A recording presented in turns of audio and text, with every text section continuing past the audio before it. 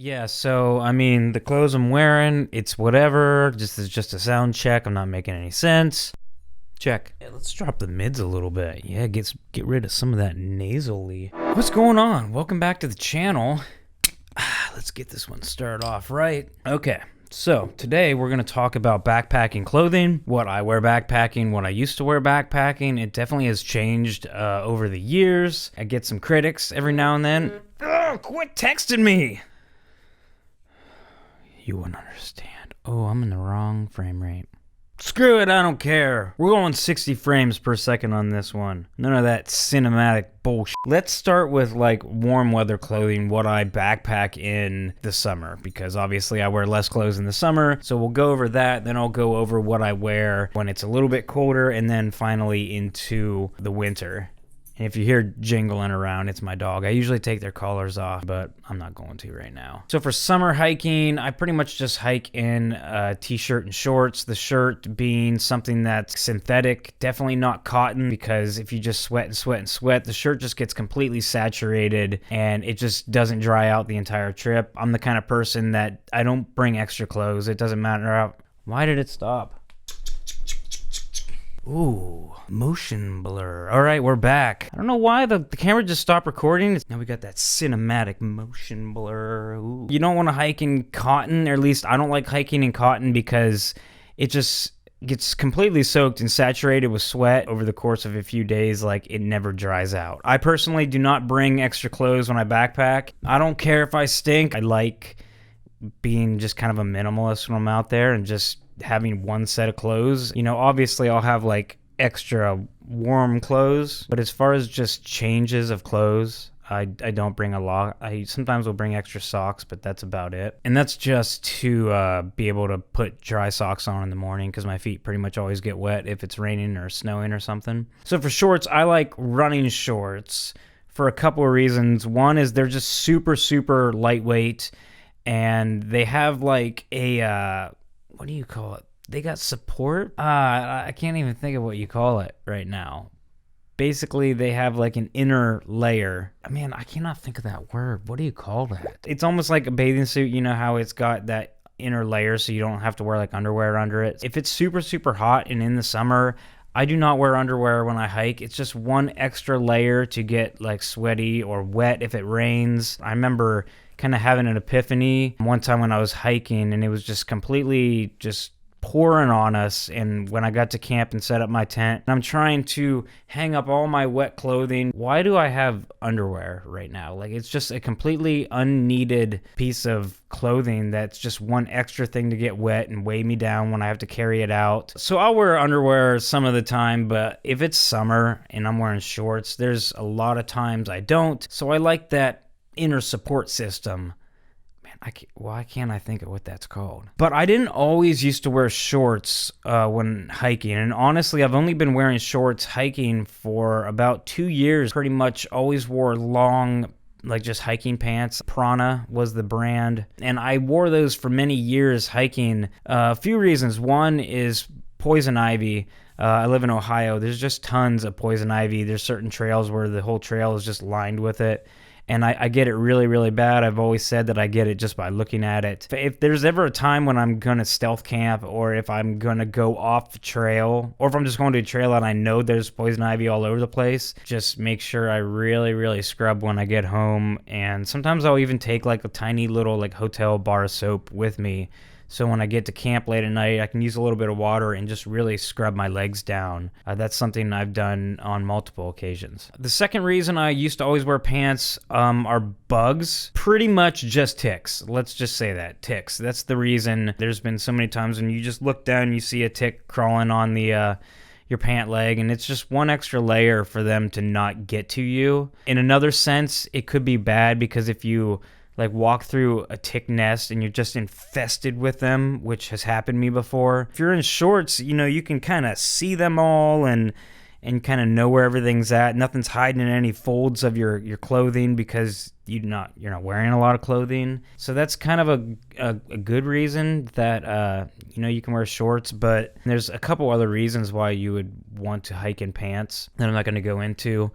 But that nice cool breeze on a hot summer day, it's worth it to me. Now when it gets a little bit colder out, the first thing I do is add a base layer, which you guys have seen in all my videos. I wear tights now when I hike. I get a lot of flack for that, but whatever. And I also wear like a Under Armour, like a compression fit top layer, which is, I don't really think that those are that warm.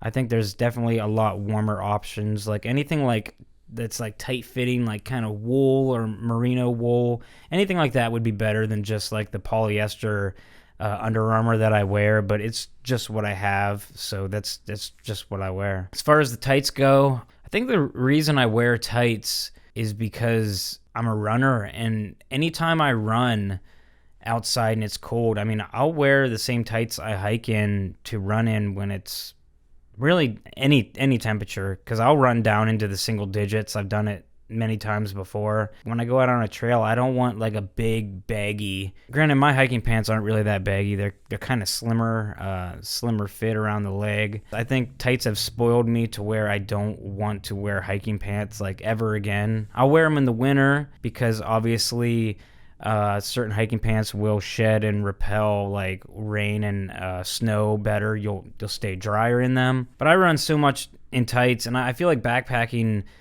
is kind of like an endurance sport. That's at least how I treat it, where I'm going out and I'm gonna bust out miles, and it's just, I don't know, it's just what I like to wear. It makes me comfortable out there. I also like that I can go through kind of brush and not have my pants like catching on every twig and whatnot. So like thorns and everything, a little bit smaller footprint through the bush, if you know what I mean. So there's certain things I bring on every trip, like my Mountain Hardwear Ghost Whisper Puffy Jacket. Oh yeah, look at this thing. Oh, it's so sexy.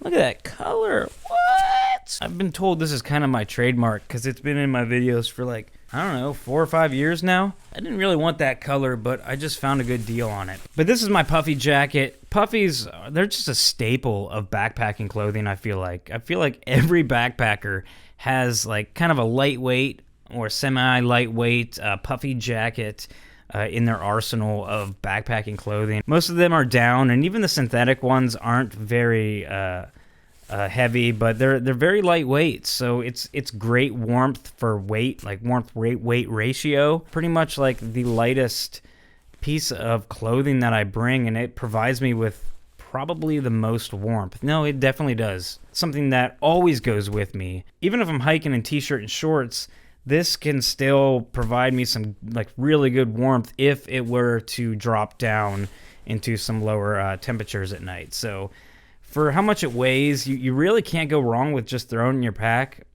as like a just-in-case piece of gear. Let's talk about mid-layer now. I usually start hiking in a mid-layer if it's in the like 30s or 40s. That honestly, I might shed a mid-layer if it's like 40, because when I go outside and it's freezing cold running, I look at the temperature and I add 20 degrees to it, and that's what it's going to feel like to me while I'm running. Backpacking is very similar. Maybe you don't heat up as much. I want to say that I pretty much do, though, because I've been out hiking in almost a t-shirt into the low 40s before, maybe just like an Under Armour and a t-shirt into the 30s. So you definitely warm up. If you're going to be moving and like banking out miles, you have to consider that it's just going to feel warmer than it really is. But for those colder trips, I always bring a lightweight fleece, and my fleeces are not like top of the line or anything. Yeah, they're North Face, but they're like the super cheap North Face fleeces from like the outlet stores, which are like hardly even real North Faces. They're like made specific for the store to make it look like you're getting a good deal, but you're not. I really like them though, because number one, they're fleece, so they're warm. When they get a little bit wet, they still retain warmth, so it's not like my puffy hair where if this gets soaked, it will retain no body heat. If it's gonna be wet and rainy, you're definitely gonna regret bringing that. Like, you do not want to hike in the rain in this coat, ever. I go way out of my way to make sure this thing never sees water. So back to mid-layer, super cheap fleece works for me. So basically what I bring for every backpacking trip is a t-shirt, an Under Armour base layer, a lightweight fleece, and my Puffy Jacket. Man, I've had that down into the teens. And as long as I'm not like trying to stay outside at camp when I'm not moving, when I'm not around a fire for like hours on end, yeah, I might get a little cold by then. But that's enough layers that it keeps me warm while I'm moving. It keeps me warm by a fire.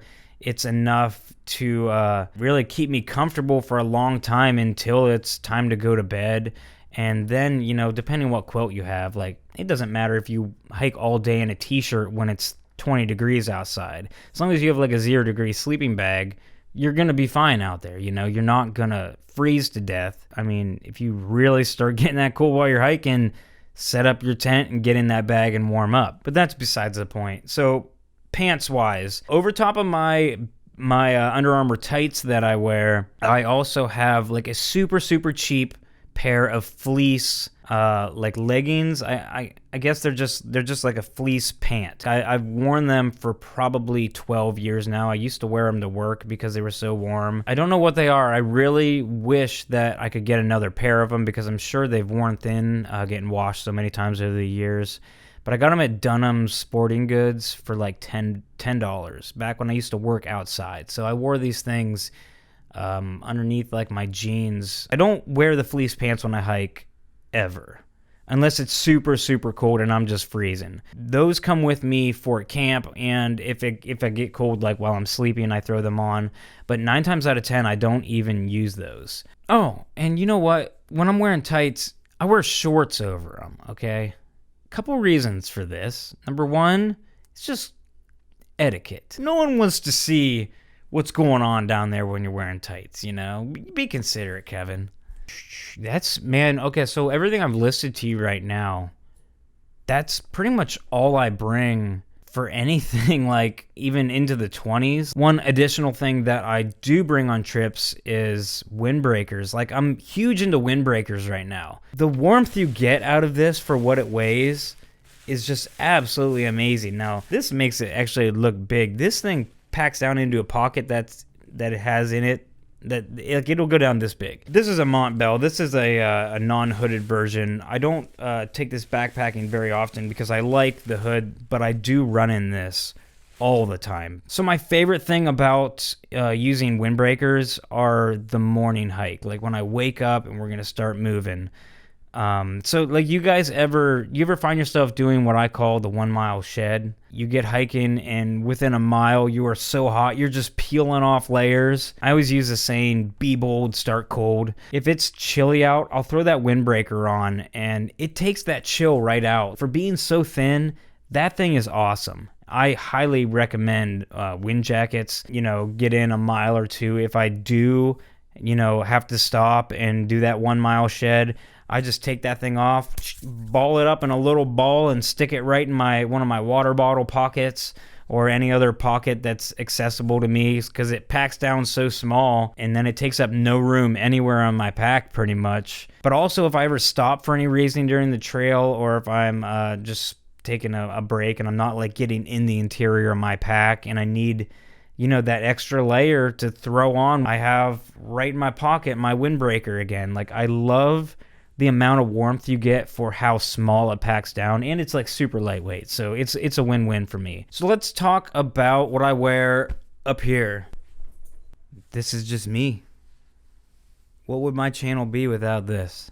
This thing, man, we've been through some tough times, me and this hat. I really wish I could get another one of these. Once again, $6 on clearance. Everything I have is clearanced, bargain bin, everything I have. Now, as far as like face protection, when it's really cold or really windy, I usually wear like an Under Armour hood. Like it goes up over your head kind of like this, and then it's got this little extra flap down here where I can pull it up over. So that thing has been awesome. I've literally had that since I worked on the farm years and years ago, and it was really nice back then. I've worn that in literally negative 10 degree Fahrenheit weather, driving a tractor, which you're not moving your muscles at all, so you're just freezing. That thing kept me warm. It just radiates the heat. You're breathing just radiates all through your face when you're wearing that. So the only thing that's really cold when you're wearing that mask are your eyeballs. You can literally like feel your eyeballs like wanting to freeze. Recently, I just got this little, I guess you can call it a buff. Buff's a brand, but it's a neck gaiter basically. Obviously, Bivy just gave me this one. These are pretty cool. I've never had a buff before, so I kind of wanted to try it. And I mean, you can put it up over, you can do something like that if you want. You can do the frozen outdoors. Yeah.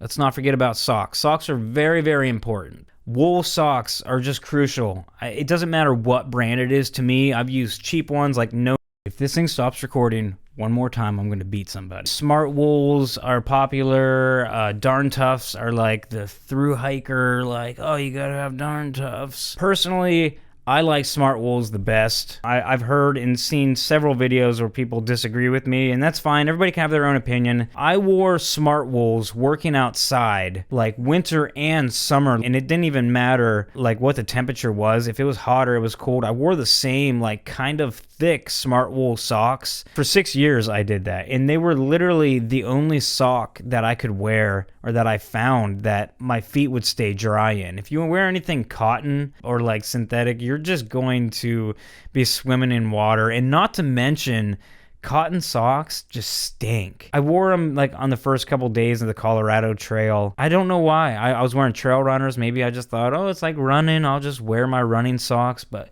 dude, those things stunk like vinegar. So bad. I like soaked them in a creek and like hung them off my pack for like 2 days after that, and the smell kind of went away. But I'm never doing that again. It's wool socks hiking for life. I swear by smart wools. Once the Darn Tough craze kind of hit the mainstream, and I caught wind of that, like I got to get on this. If this is what everybody is hiking in, I got to try these out, you know. And they're a wool sock, so I didn't really think they'd be much different. I think they're a great sock, don't get me wrong. I do hike in them every now and then because I have like probably 3 or 4 pair. But when it comes to keeping my feet dry when it's super hot out and my feet are really perspiring, I swear by smart wool. So you can take that for what it's worth. I know some people agree with me on that, and some people tell me the exact opposite. I go, oh, the closed top socks, footwear.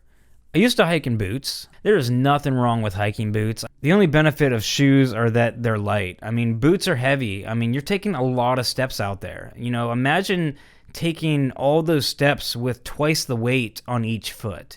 You know, that's a lot of extra energy. That's a lot of extra calories burnt. I do hike in boots sometimes in the winter, and that's just preference. Just sometimes I just don't want to get my feet wet. If I'm going out and there's a foot of snow, I'm wearing my snow boots. They're heavy as shit. My feet are dry, and at the end of the night, they're warm. I don't have to waste time and energy trying to warm them by a fire or anything. So now on the shoes, I also wear Gaiters by Dirty Girl. It's what like every thru hiker on the planet uses. I can't stand hiking like on a sandy or a rocky trail and having to stop and dump rocks out of my shoes. It just bugs the crap out of me. I think that's about it. I have like one of the simplest backpacking clothing systems of anybody I know. I don't bring like down booties or down pants, like extra layers in general. I know a lot of people just bring like super like heavy layers. Now I'm not saying take my advice if you're inexperienced and you kind of don't know what you're doing out there. Like the puffy jacket I wear, that is not a winter jacket. Yeah, it's down and it's kind of fluffy, so it looks super warm. And it's got good warmth, but it's not a winter jacket. Like I've been cold wearing that before. But if I pair it with a base layer and a mid layer and that, it takes me down in very, very low temperatures. And if I get colder than that, I always have like a rain jacket, or most of the time I bring a rain jacket, and I can throw that on over top. That just gives me like that much more. Now, I've never even gotten cold to the point where I've had to put a rain jacket over it. I know as soon as I quit recording, I'm going to forget something I wear in every video. Sunglasses? I mean, I don't wear them for sun protection. I just want to look good on the trail. Do these fit me? I think I pull them off. So that's pretty much it for my clothing and my progression of clothing changes over the years.